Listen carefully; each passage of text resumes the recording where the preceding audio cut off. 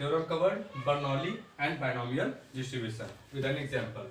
तो देखो यहाँ पे मैं एग्जांपल में कहा गया फेयर कॉइन है toss 10 times, find the probability of. इसमें आपके 3 क्वेश्चन है, एग्जैक्टली 6 है, एटलीस्ट 6 है, एट मोस्ट 6 है।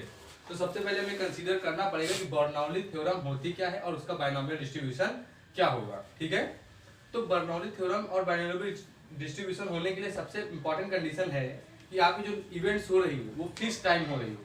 तो ये हमारी इवेंट कितने बार अकर्ड हो रही है, 10 टाइम्स हो रही है। तो नंबर ऑफ इवेंट्स हम यहाँ लिख देंगे, आपका 10 लिख देंगे। उसके बाद हम ये देखेंगे यहाँ पे हम एक फेयर कॉइन को टॉस कर रहे हैं।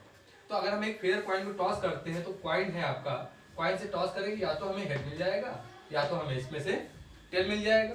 ठीक है, तो इसमें से हम मान लेते हैं अगर हमारा हेड आना सक्सेस है, हेड आना हमारा सक्सेस है और टेल आना हमारा फेल्योर है, then the probability of success क्या हो जाएगी आपकी, प्रोबेबिलिटी ऑफ सक्सेस आप यहां से कह देंगे 1.5।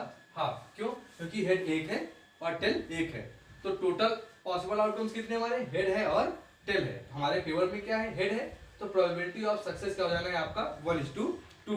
तो सिमिलरली प्रोबेबिलिटी ऑफ फेलियर या तो हम इसको ऐसे कहते हैं 1 माइनस प्रोबेबिलिटी ऑफ सक्सेस, या सिंपल हम लिख सकते हैं इसको 1:2, क्योंकि इसमें दूसरा आउटकम आपका टेल ही है। अच्छा, अब यहां से हमने देख लिया कि हमारी इवेंट कितनी हो गई हैं, 10 इवेंट्स हो गई हैं। अब हमसे क्वेश्चन में पहला पूछा गया है कि एग्जैक्टली 6 हेड्स।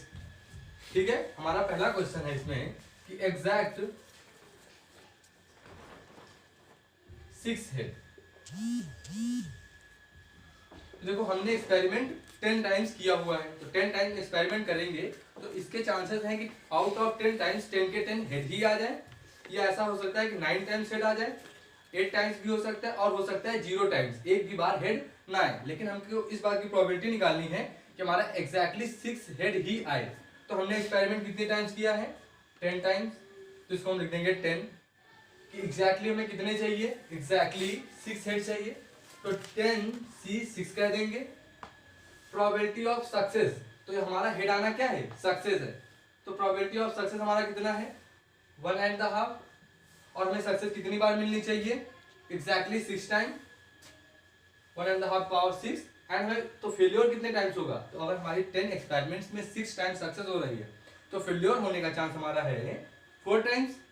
तो हम ये इसको लिख सकते हैं 1.5। हमने एक्सपेरिमेंट को 10 टाइम्स किया, सक्सेस 6 टाइम मिली, तो 10 माइनस 6 हमारा क्या हो जाएगा, फेल्योर। या इसका जो फार्मूला आता है वो देख लो आप कैसे लिखते हैं, number of experiment chances of success NCR, number of experiment, इसको हम यहां पे लिख देंगे नंबर ऑफ एक्सपेरिमेंट, यहां पे लिख देंगे इसको हम चांस ऑफ सक्सेस, यहां पे प्रोबेबिलिटी ऑफ सक्सेस की पावर R हो जाएगा, और प्रोबेबिलिटी ऑफ फेवर,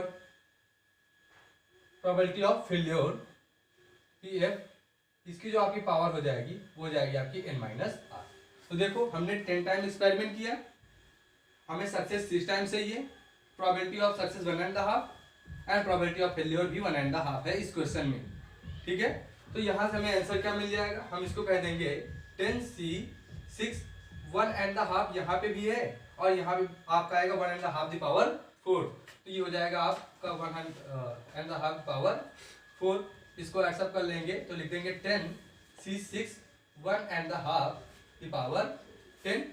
अब हम यहाँ समझ लेते हैं 10C6 को आप कैसे सॉल्व करेंगे। तो देखो हमारा NCR को जो सॉल्व करने का तरीका होता है, हम कहते हैं n factorial divide by n minus r का फैक्टोरियल, और यहाँ पे हम कहेंगे इसको r का फैक्टोरियल। क्लियर हो रहा है ना? ठीक है, तो ये हो गया हमारा पहला क्वेश्चन, एग्जैक्टली 6 हेड। अब देखो यहाँ पे कई बार कंफ्यूजन आती है एट लीस्ट और एट मोस्ट में। तो पहला हम यहाँ से एट लीस्ट का कॉन्सेप्ट देख लेते हैं क्या होता है। तो भाई जब हम एट लीस्ट का कॉन्सेप्ट देखेंगे तो यहाँ पहले लिख लेते हैं हम at least 6 head, at least 6 heads. तो एटलीस्ट कहने का मतलब है ये है कि हमने 10 टाइम एक्सपेरिमेंट किया है। ठीक है, तो हमने जब 10 टाइम एक्सपेरिमेंट किया है उसमें से एटलीस्ट 6 हेड हैं। इसका मतलब और भी या तो हो सकता है कि 7 हेड भी हो सकते हैं, 8 हेड भी हो सकते हैं, 9 हेड भी हो सकते हैं और 10 हेड तक हो सकते हैं, इतनी चांसेस हैं। और ये कह रहा है एटलीस्ट मतलब कम से कम 6 हेड तो हमें चाहिए ही, 6 से ज्यादा हो जाए हमें कोई प्रॉब्लम नहीं है। तो देखो इसका बायनोमियल डिस्ट्रीब्यूशन कैसे होगा, तो एटलीस्ट 6 का, तो जब हम एटलीस्ट 6 की बात करेंगे तो हम कह देंगे या तो 10 में से 6 हेड आए, तो इस फार्मूले के हिसाब से NCR तो 10C6 प्रोबेबिलिटी ऑफ सक्सेस 1.5 और उस पे पावर 6 और फेल्योर की 1.5 और पावर 6 10 - 6 हम यहाँ पे कह देंगे 4। या तो आपका ऐसा ये हो सकता है, ये भी पॉसिबल है। अगला ऐसा हो सकता है क्योंकि यहाँ पे एटलीस्ट का है तो 7 सक्सेस भी हमारी हो सकती है, तो हम यहाँ पे कह देंगे कि 10C7 1.5 the power 7 and 1.5 the power 3। तो 1.5 द पावर 7 हमारा सक्सेस है, 1.5 द पावर 3 हमारा फेल्योर है। हम इसको ऐसे भी लिख सकते हैं 10C8 1.5 की पावर यहाँ पे हमारा 8 हो जाएगा और 1.5 द पावर हमारा 3 हो जाएगा। इसको हम ऐसे भी लिख सकते हैं 10C9 1.5 the power 9 and 1:2 the power 1 और 10C10 1.5 the power 10 and 1.5 the power 0। तो कभी भी किसी न्यूमरल में जब पावर 0 जाती है तो उसकी वैल्यू हम 1 लिख देते हैं। तो ये हमारा probability distribution for at least 6 head हो जाएगा। तो यहाँ कहेंगे probability distribution for at least 6 head, क्या कहेंगे हम इसको, probability distribution for at least 6 head. ठीक है। अच्छा देखो इसके बाद हमारा जो नेक्स्ट क्वेश्चन है आपका वो है एट मोस्ट 6 हेड। क्या है, एट मोस्ट 6 हेड। ठीक है, सॉरी यहाँ पे आपका 2 होगा। ठीक है, अब हम देखते हैं यहाँ पे एट मोस्ट 6। तो एट मोस्ट 6 का मतलब होता है कि आपके पास मैक्सिमम 6 हेड हो सकते हैं। एट मोस्ट में क्या होगा आपके, एट मोस्ट लिखा है ना, तो एट मोस्ट 6 हेड। क्या कहा गया है, at most 6 head, it means maximum 6 head. 6 से ज्यादा नहीं होने चाहिए। मैक्सिमम कितने चाहिए, 6 हेड चाहिए हमें। तो देखते हैं एट मोस्ट 6 हेड की प्रोबेबिलिटी क्या बनती है। तो यहां पे देख लेते हैं एट मोस्ट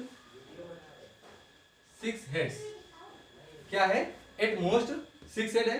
तो देखो हमें एट मोस्ट 6 हेड में कहना क्या है कि एट मोस्ट ज्यादा से ज्यादा 6 हेड हैं, तो हमारा 0 हेड भी होगा चल जाएगा, 1 हेड भी चल जाएगा, 2 हेड भी चल जाएगा। ऐसा हमारा 6 हेड तक काम चल जाएगा। 6 से जैसे ही ऊपर हेड होंगे हम उसको नहीं ले सकते। तो हम यहाँ पे इसको क्या कहेंगे, कहेंगे प्रोबेबिलिटी ऑफ आउट ऑफ 10। ऐसा हो सकता है कि 0 हेड है, तो 0 हेड आने की सक्सेस क्या है आपकी 1/2 द पावर 0 और फेल्योर की पावर 10 हो जाएगा। ऐसा लिख देंगे 10C1 और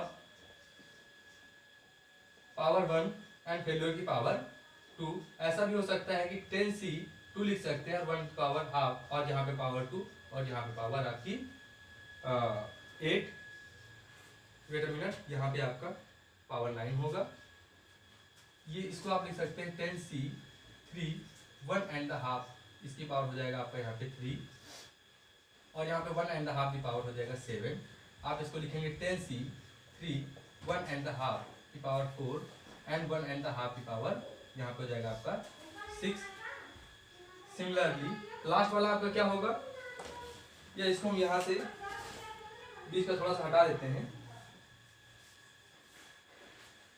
यहाँ पे हम डैश डैश डैश कर लें और जो आखिरी वाला हमारा होगा वो क्या होगा 10C6 1.5 the power 6 and 1.5 the power 4। तो देखो हम यहाँ सिर्फ कहाँ गए, 6 तक गए हैं। क्यों, क्योंकि हमें पॉसिबिलिटी किसकी चाहिए, 6 हेड। मैक्सिमम हमारा कितना है 6 हेड हो, इससे ज्यादा हेड हम नहीं ले सकते। नेक्स्ट हम 10C7 नहीं कर सकते हैं। ओके, तो ये हो जाएगा हमारा इसका probability distribution. Thank you, I hope आपको समझ में आएगा।